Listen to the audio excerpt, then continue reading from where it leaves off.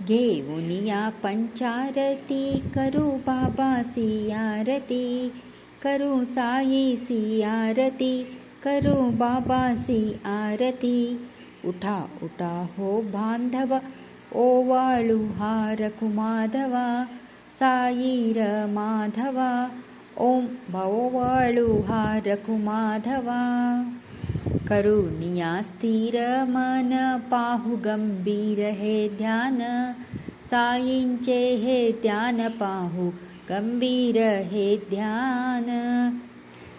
कृष्णनाथा दत्त साई जडो चित्त तुझे पायी, चित्त देवा पायी जडो ಚಿತ್ತ ತುಜೆ ಪಾಯಿ. ಈ ಹಿಂದಿನ ಅಧ್ಯಾಯದಲ್ಲಿ ಬಾಬಾ ಹೇಗೆ ಅನಾಹುತಗಳನ್ನು ನಿರೀಕ್ಷಿಸುತ್ತಿದ್ದರು ಮತ್ತು ಮೀರಿಕರರನ್ನು ಹೇಗೆ ಕಾಪಾಡಿದರು ಎಂಬುದನ್ನು ತಿಳಿಸಿದ್ದೇವಷ್ಟೇ. ಈಗ ಅದಕ್ಕಿಂತ ಒಂದು ಅದ್ಭುತವಾದ ಕಥೆಯನ್ನು ಕೇಳೋಣ. ಒಂದು ದಿನ ಶ್ಯಾಮ ಅವರು ವಿಷಪೂರಿತವಾದ ಸರ್ಪದಿಂದ ಕಚ್ಚಲ್ಪಟ್ಟರು. ಕಿರುಬೆರಳಿಗೆ ಸರ್ಪವು ಕಚ್ಚಿದ್ದುದರಿಂದ ವಿಷವು ದೇಹಕ್ಕೆಲ್ಲ ವ್ಯಾಪಿಸಿತು. ಯಾತನೆ ಬಹಳವಾಗಿ ಅವರಿಗೆ ಬದುಕುವ ಭರವಸೆಯೇ ಉಳಿದಿರಲಿಲ್ಲ. ಅವರ ಸ್ನೇಹಿತರು ಎಂದಿನಂತೆ ಅವರನ್ನು ವಿಠೋಬ ದೇವಾಲಯಕ್ಕೆ ಕರೆದುಕೊಂಡು ಹೋಗಬೇಕೆಂದು ಕೊಂಡಿದ್ದರು. ಅಷ್ಟರಲ್ಲಿ ಶ್ಯಾಮ ಅವರು ತಮ್ಮ ವಿಠೋಬ ಬಾಬಾರವರಲ್ಲಿಗೆ ಮಸೀದಿಗೆ ಧಾವಿಸಿದರು. ಬಾಬಾ ಶ್ಯಾಮ ಅವರನ್ನು ನೋಡಿ ಒಮ್ಮೆಲೇ ಬೈಯಲು ಆರಂಭಿಸಿಬಿಟ್ಟರು. ಕೋಪದಿಂದ, ನೀಚನೆ, ಮೇಲೆ ಹತ್ತಬೇಡ, ಎಚ್ಚರಿಕೆಯಿಂದ ಇರು, ಹೋಗು, ಇಳಿದು ಹೋಗು ಎಂದು ಒದರಾಡ ಹತ್ತಿದರು. ಸಾಯಿಬಾಬಾ ಅವರ ನಡತೆಯನ್ನು ನೋಡಿ ಶ್ಯಾಮ ಎದೆಗುಂದಿದರು. ಮಸೀದಿಯೇ ತಮ್ಮ ಮನೆ, ಬಾಬಾರವರೇ ತಮ್ಮ ಸರ್ವಸ್ವ ಎಂದು ಭಾವಿಸಿದ್ದವರನ್ನು ಈ ರೀತಿ ಓಡಿಸಿದರೆ ಅವರೆಲ್ಲಿಗೆ ಹೋಗಬೇಕು? ಅವರು ಜೀವಿತದ ಆಸೆಯನ್ನು ಬಿಟ್ಟು ಮೌನದಿಂದ ನಿಂತುಬಿಟ್ಟರು. ಸ್ವಲ್ಪ ಹೊತ್ತಿನ ನಂತರ ಬಾಬಾ ಶಾಂತಚಿತ್ತರಾಗಿ ಶ್ಯಾಮ ಅವರನ್ನು ಕರೆದುಕೊಂಡು, ಹೆದರಬೇಡ, ಸ್ವಲ್ಪವೂ ಚಿಂತಿಸಬೇಕಾಗಿಲ್ಲ.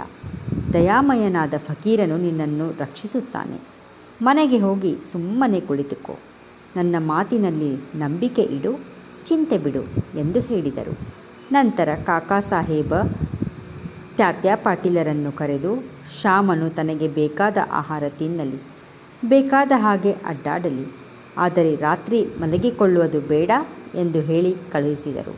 ಇದನ್ನು ಪಾಲಿಸಿದ ಶ್ಯಾಮ ಮರುದಿನ ಬೆಳಿಗ್ಗೆ ಗುಣ ಹೊಂದಿದರು.